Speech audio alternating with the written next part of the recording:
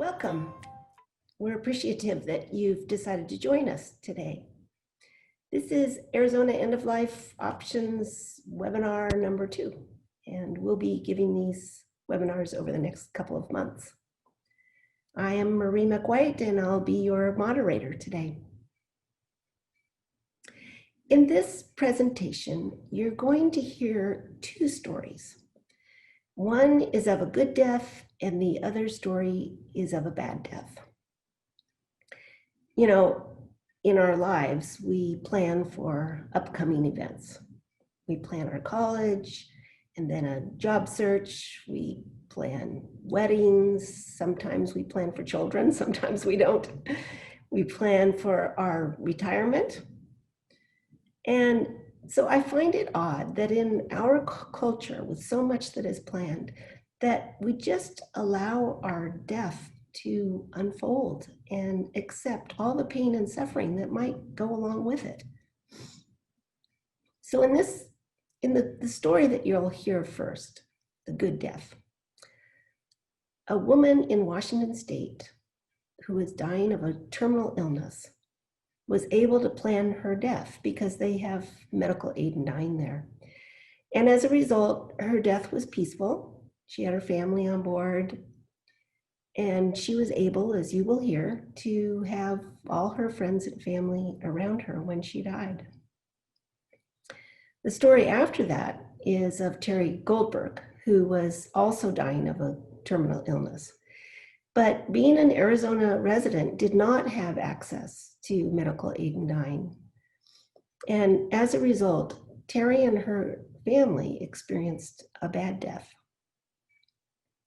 Terry lived with the horrible thought and knowledge that as her condition worsened, she would eventually lose the ability to swallow, and at that point would aspirate on her own saliva, most likely.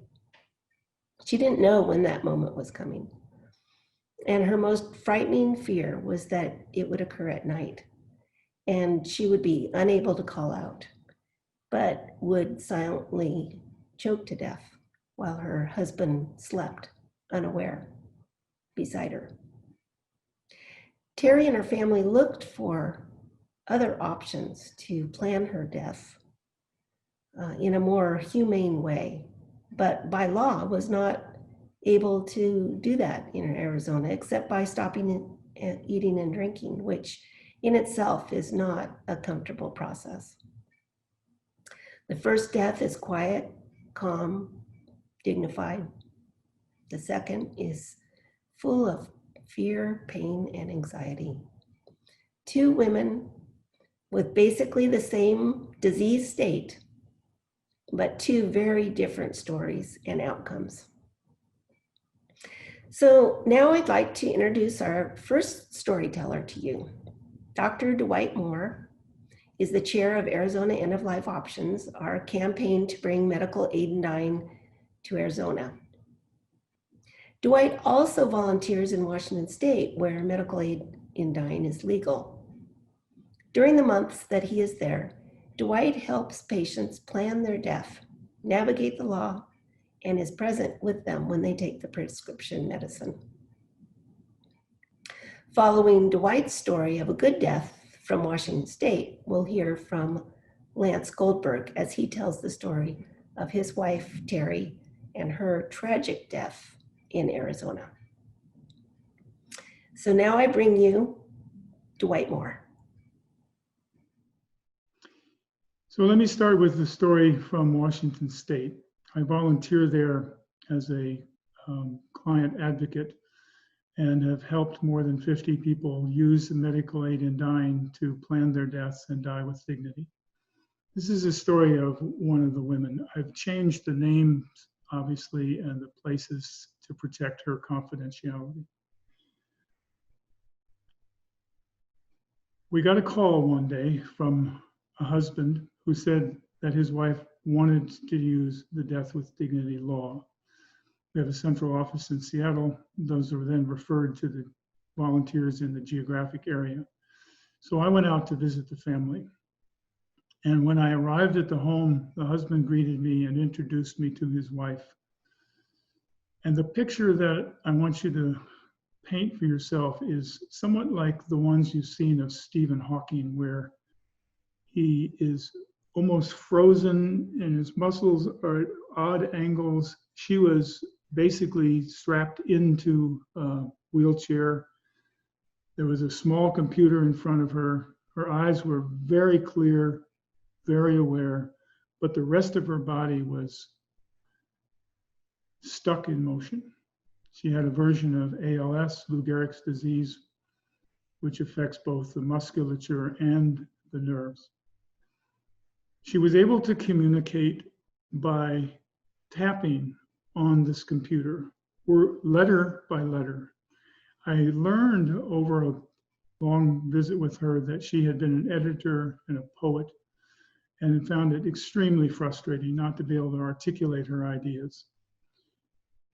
But she was willful and diligent, and she tapped out her messages and answers to my questions as we went along. Her husband was present for her, held her hand, stayed with us during the interview, very supportive. She described the progress of this illness that over the last year and a half or so had deprived her of what she said was all dignity. She had to be cleaned and changed by her husband or by a visiting nurse. She couldn't move at will. She was being fed by a feeding tube because she could no longer swallow sufficiently. She was able to blurt out yes and no in answer to direct questions, but beyond that, she needed to use her computer to communicate. Family was supportive. There were 3 grown daughters who lived in the neighborhood. And what this woman wanted to do was she wanted to plan her own wake and the date and the day of her death. We learned through consultation with 2 physicians, which is one of the requirements of medical aid in dying, that she was able and eligible for this law. So we got her medication. I'll just talk a little bit more about that later. And she set the date for her death. There's a 15-day waiting period from the time you apply for the program and when you can actually pick up the prescription from the pharmacy. The prescription used today is a compound of 4 different medicines, and it's mixed usually in 1/4 cup of liquid. In this woman's case, she needed to be able to, we filled a syringe for her, which she used for her feeding tube. But because the law stipulates that you have to be able to self-administer the medication, she had to actually be able to put her hands on the syringe and depress the plunger so that the medication liquid went into her stomach. Normally what people do is swallow this, but because of the advanced stage of her illness, she was not able to do that. When I arrived on the day of the death, the house was brimming with people. Her neighbors were there, her priest was there. There were incredible hors d'oeuvres spread out, different kinds of libation. There wasn't a place in the house that one could sit down. She was surrounded by friends and family. Her 3 daughters were there. And when I asked her, she looked peaceful. She said she was ready. There was no sense of fear or anxiety for her. Interestingly, she asked her Episcopal priest to do last rites for her. I wasn't familiar with that in that particular church, but this poor guy, I felt sorry for him. He was a novice almost, or pretty new to the ministry. And he supported his parishioner, obviously, and wanted to help with her wishes. So just before she took the medication, he came over and sat by her and performed the ritual, the last rites. Everybody was quiet, listened. And afterward, then she said goodbye to everybody. After that those goodbyes, she said she was ready. We asked at that point, have you been coerced by anybody to take this medication? And we also asked, does she understand that when she takes the medication, what will happen to her? She was clear in her answers and cogent. What we are required to do, the reason we ask those questions is because we want to establish that she's mentally competent to use this medication. We had filled the syringe in the kitchen, brought it out to her, and she took both of her hands and said goodbye to her husband and slowly emptied the medication into her feeding tube. Since this is a direct route, she was asleep in, I think, probably 3 or 4 minutes, which is a little quicker than normal. And then she died within the hour, which again is a little bit quicker than the norm. Her friends were talking, there was music. She was at peace. The normal grief was apparent for her daughters and her husband and her neighbors and friends. And it was very clear that we had been able to honor her death. This is a good death. Medical aid in dying exists in 9 states in the United States and the District of Columbia. We do not have it here in Arizona, so people are not able to plan their death here. It requires, as I said, 2 doctors certifying that you have a terminal illness and that you are mentally capable of making medical decisions.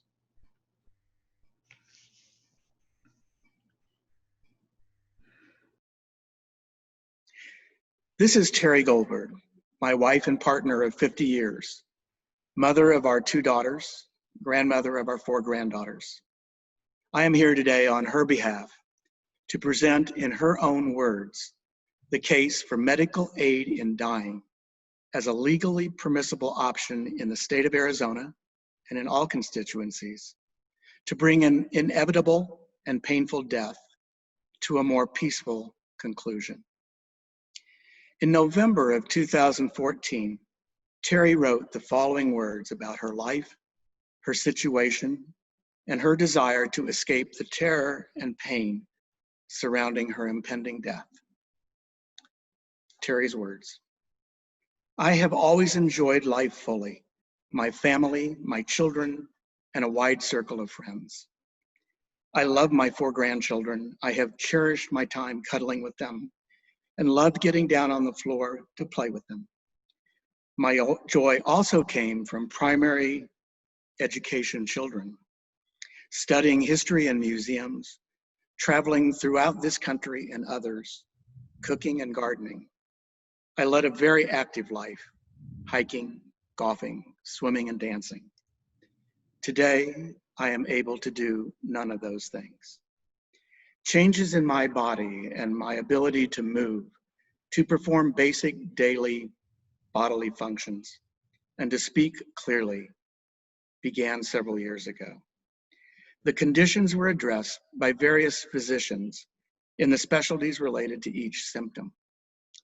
The thread that tied all of this together was finally recognized when I was diagnosed with Parkinson's disease in January of 2013.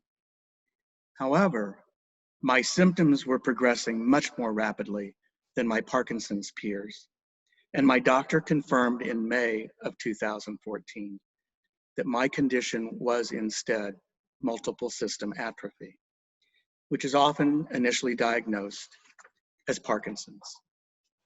Just 6 short months after my MSA diagnosis, I find myself lacking independence, and I am supported by 24-hour in-home care.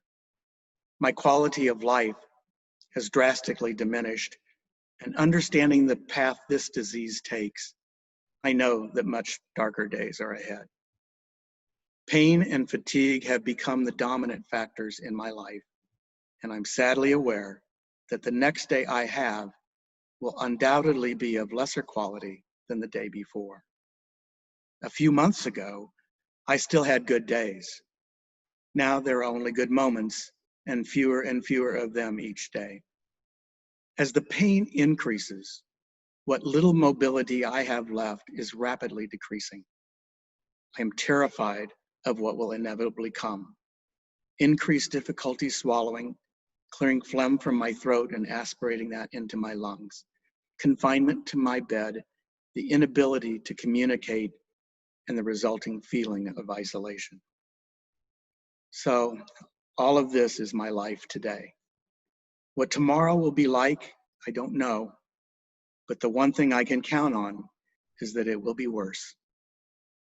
I want to enjoy what I can of life while there is still some sort of balance between the joy I experience and the pain I endure. Once the pain wins out and makes even little bits of happiness impossible, I want to be able to exit peacefully and with dignity on my own terms, having lived as a strong, proud, compassionate woman, mother, and wife. I want to and am determined to exit in this same manner. Terry S. Goldberg. Less than 3 months after this letter was composed, Terry recorded the video that you are about to see.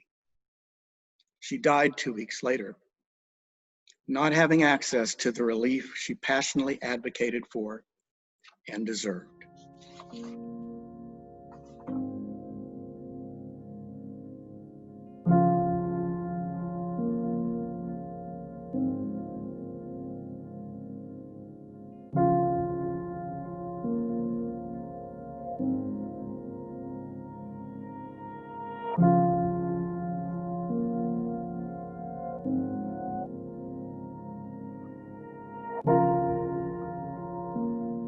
I would choke and not be able to get my breath. It was really frightening.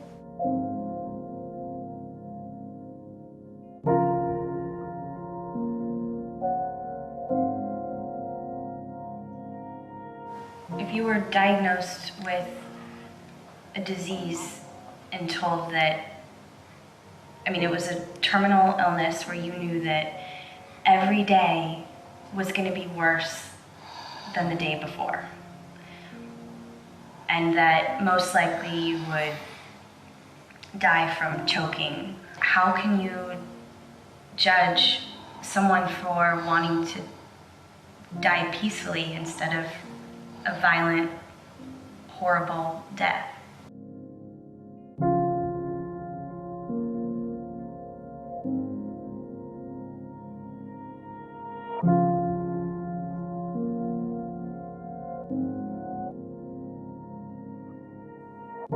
The most things that are significant to me is it interferes with the normal interaction that I have with my family and my grandchildren.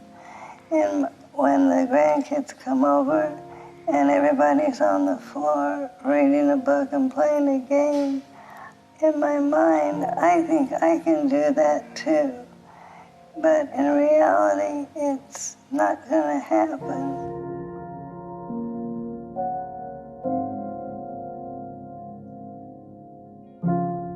I would never, ever leave this earth unless I was in a situation like I am that is taking me only one direction, and such a frustrating, painful, continuous ordeal.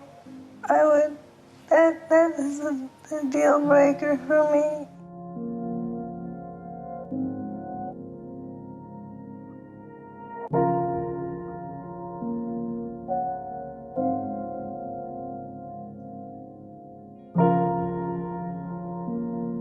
When I asked to have some control, and it was granted to me, that made a huge difference immediately in my psychological comfort.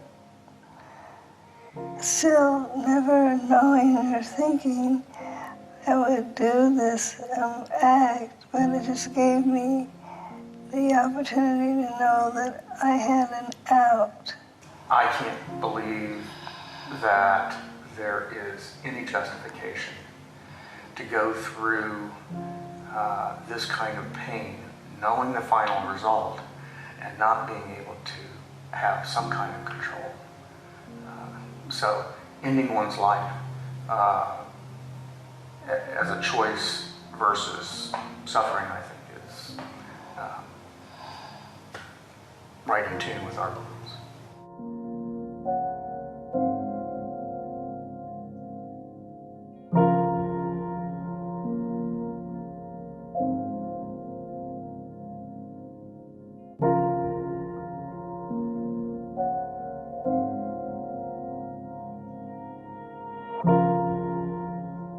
And if we knew that she had that option to be able to be guided through that process, it would have given us so much more peace.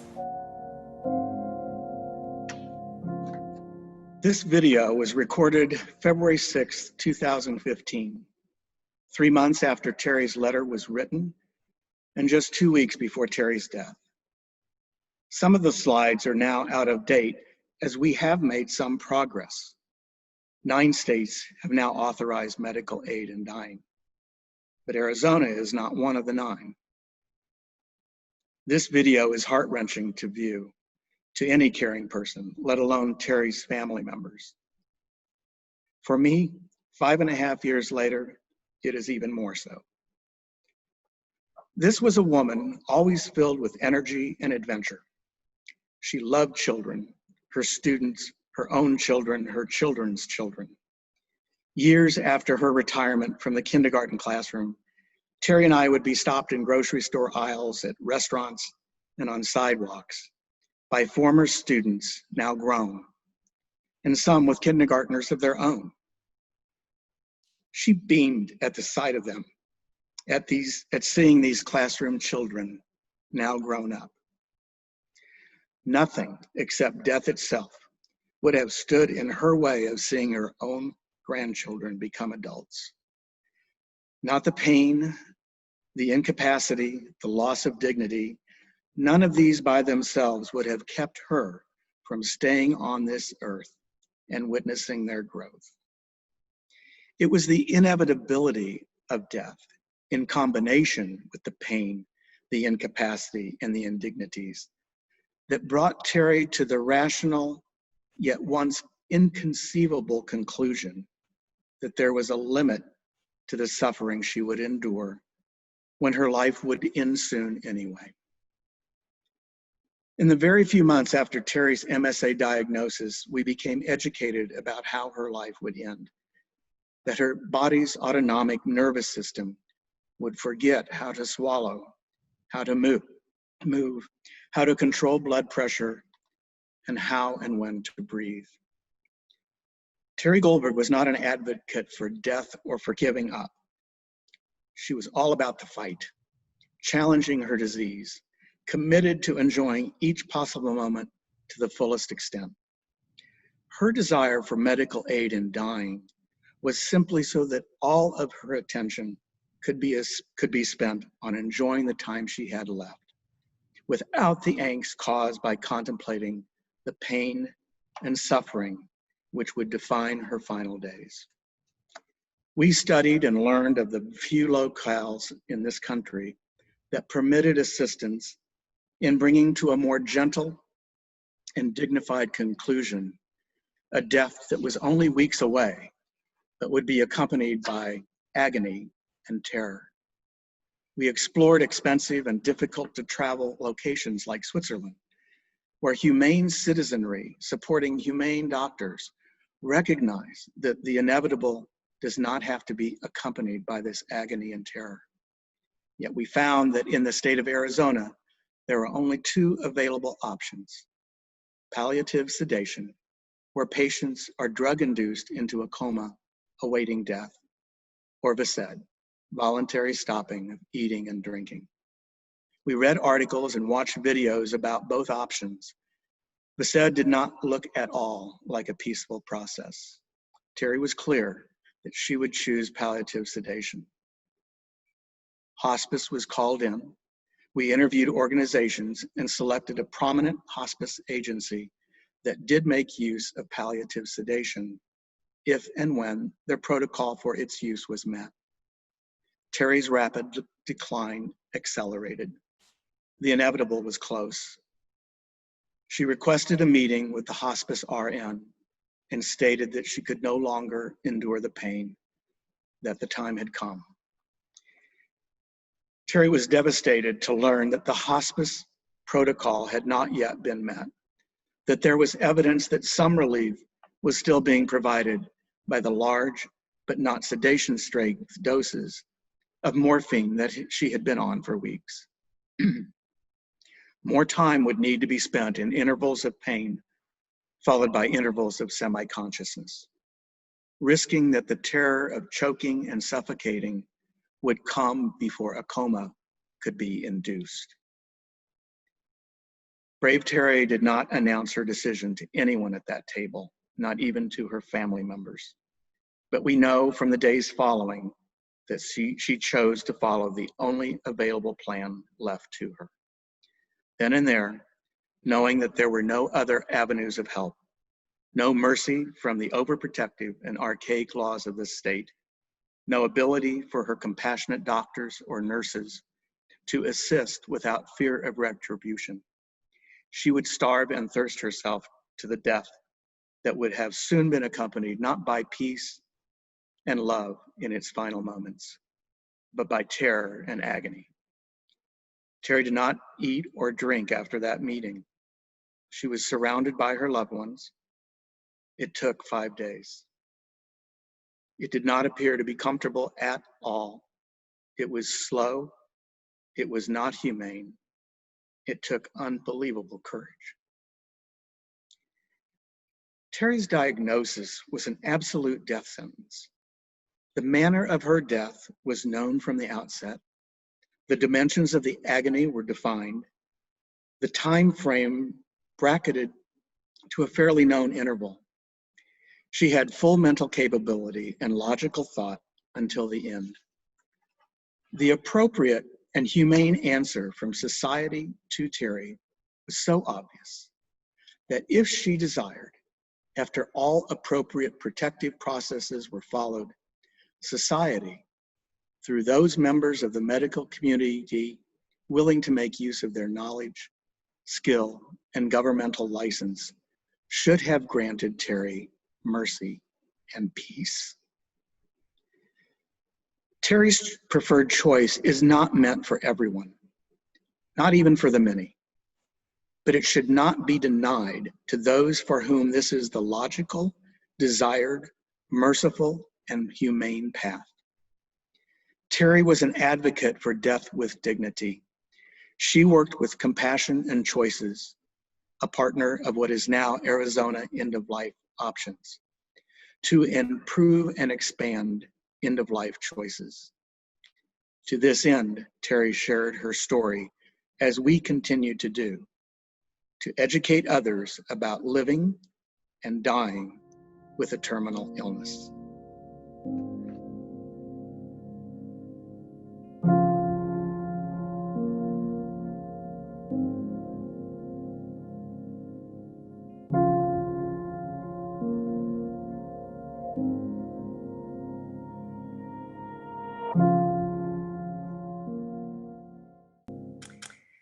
My sense after seeing Terry's story is that there are a number of tears that we share. Her story is very different from the one that Dwight told you earlier. What we would like at Arizona End-of-Life Options for us to have the option for medical aid in dying here in the state of Arizona. I want to be able to plan my death here as a resident. I would like you to be able to plan your death if you choose. If you choose not to, that's fine. We need help in this campaign to pass a law as soon as we can. And there's basically 4 things that you can do if you would like to help. The first one is you can talk to your doctors. Each of us has 2 or 3 different doctors, and the conversation is very simple. Make an appointment to discuss end-of-life options Medicare provides for this type of an appointment, so the visit will be covered. Don't combine it with any health-related issues, or I guarantee your doctor will focus on those. End-of-life conversations are difficult, so make it your only topic. Ask your doctor if they are aware of medical aid in dying, and if it becomes legal in this state, will they participate? If you were to develop a terminal illness, would they be willing to write a prescription for you to legally end your life? I might suggest that if you find that none of your doctors, your primary care doctor, your oncologist, your cardiologist, are willing to do that, that you consider changing doctors. The second thing that we would like you to do is call your legislators. Each of you is in a legislative district. Find out who those 3 folks are that represent you, and call them and express your interest in this law and ask them what their position on it is. We will be submitting a bill in January, and it'll be considered, hopefully. Tell them you want the bill to be passed into law. The third activity that you can do is spread the word among your friends. Have this conversation. Tell the people you know how you feel about this issue, and encourage them to consider it as well. Refer them to our website and to our webinars. And finally, we need volunteers. We have many projects in the works and more tasks than people to do them. Watch webinar 3 about our campaign to hear more about them. We do not collect money, we have no budget, but we do like good talent and good passion. So if you go on our website, you can click on the volunteer button. Find a project you like, something you're interested in, and help us. Thank you so much for your time and attention, and for listening to these 2 stories on the choice about death.